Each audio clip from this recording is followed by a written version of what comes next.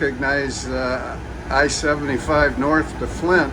Yeah. And so it's not a particularly long stretch of highway, but there's a lot of scenarios that you can construct along the highway that still, challenge your system. So if you think behind you there's an on-ramp. Sure. So, a scenario where your vehicle has to merge into traffic, heavy traffic on the highways, our busiest intersection, our downtown area, all the typical real world features that you would find in a downtown area, different types of parking meters, bike lane, mailbox, sidewalk cafe type stuff. And then you can see the intersection itself is very challenging with dedicated turn lanes. There's a center median, pedestrian crossing, and so forth. I'm curious. I haven't seen a traffic circle yet. So right behind you, there's one small traffic circle, and then a big roundabout. Okay.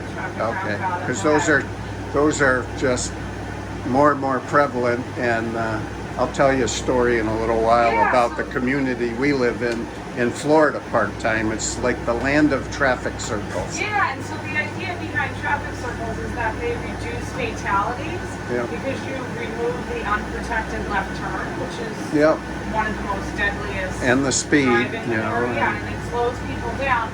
But depending how they're designed, they can be very confusing.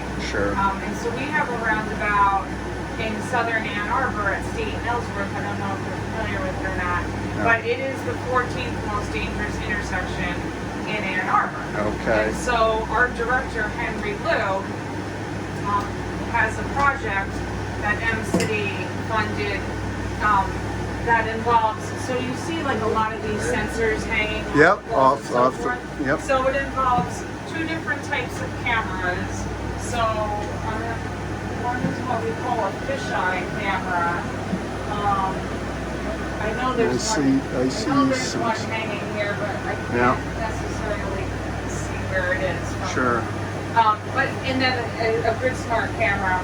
And so those two cameras work together to then track vehicles as they're coming into the roundabout, and then he uses some machine learning algorithms in there to then predict the trajectory of those vehicles. And so 2 seconds into the future, so you can then see where is the potential for a crash. And so the idea being that you would then take that information, feed it to a roadside unit. Oh, there's the fisheye camera. Okay, right there. It's called a fisheye because of the way that the lens is. Gotcha. And so the roadside units are boxes with the antennas on top. They're right behind you on the pole. And so the roadside units have the ability to relay information to vehicles that are equipped with the similar technology, with the same technology. Sure. And so you can imagine from a safety perspective, being able to then relay potential crash information to vehicles, in time for them to then, be able to mitigate that crash. Sure. And so what they're finding from that roundabout, to your point, is that there are hundreds of near misses that happen, every week, and then quite a few crashes that occur. Sure. So, there's a huge push to, see how sensors embedded in the infrastructure at intersections can benefit safety, not just for vehicles, but for what we call vulnerable road users, so cyclists and pedestrians,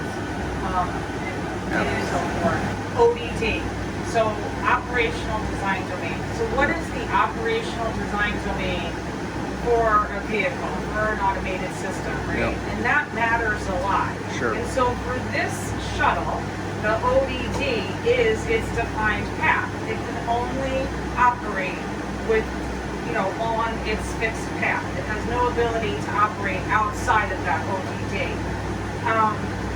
And so, for example, you see a lot of these automated vehicle companies like Waymo, Cruise, Uber, Argo AI, deploying vehicles as part of robo-taxi fleets, Sure. right? Yep. And why is that? Because they can control the operational design domain for those vehicles. They can say, during what hours they're going to operate, in what conditions they're going to operate. And most of them are operating in Arizona and California, right, where the conditions are more favorable. And, what's the driving environment that they're operating in? Because as the development of automated vehicles went on, what companies and, what developers discovered is that our driving environment is extremely complex. And trying to, teach these systems to be able to handle those complex driving environments is really, really hard. Sure. Because of all the near misses, that we've already talked about. And near misses, every near miss is different. No two near misses are really the same. So what you wind up with is an infinite number of near misses, right? Yeah. It becomes virtually impossible to train a system on so many countless scenarios. Oh, absolutely. And so, that's part of what figures into having this technology in the infrastructure, because then you can collect all of that data, all of that near miss and crash data that's happening at intersections. You can collect that, and then that can be used to help train your vehicle. It pushes you further along that development. And I should say that all of these, what really enables all of this infrastructure work is 5G. So 5G for communication purposes, because it is super fast, low latency, Right. And 5G is going to be deployed anyway. That can accommodate people with whatever their disabilities are, not just from a physical, get on, off standpoint, but also for people with cognitive and sensory disabilities. How do they interact with that vehicle if there's no driver? And so, that requires, that's a part of how you design the vehicle as well. And how can, all of these, great apps that are out there assist with that. So that's one piece of it. And then, yes, there is the equity piece of it. And, how do you deploy these vehicles in a thoughtful way so that those people who don't have access to adequate transportation because, their economic position, where they live, can then use automated vehicles to help, lift their situation up. We know that, and no disrespect to Uber and this and that, but for me personally, I think I'd rather my son or somebody in similar situations, if they're comfortable with it, I'd rather be in a driverless vehicle, frankly, than an Uber. I mean, again, no diss to Uber, but no, but I think that you raise an important point, because that comes down to trust, right? And so that can work both ways, right? Because you would rather trust the technology and how your son is going to interact with that technology as being a safer bet for him and for your peace of mind than an unknown quantity, because we all know that people are things happen. Right, exactly. On the other flip side of that is there are people who don't trust technology, right? And so, we don't want to deploy something that, the very people who could benefit from it don't use it, take advantage of it because they don't trust it. Right. So, there's... Sometimes they exist, Vicki, in the same household. So I've been in technology for 40 years. My whole career has been in technology. My wife and I, married 40 plus years, we differ, and she's uncomfortable with the thought of Kevin getting in a driverless vehicle, and me, I'm like, I can't wait till that day happens. So Ready, Kevin? ready, Kevin? Watch, she's doing that.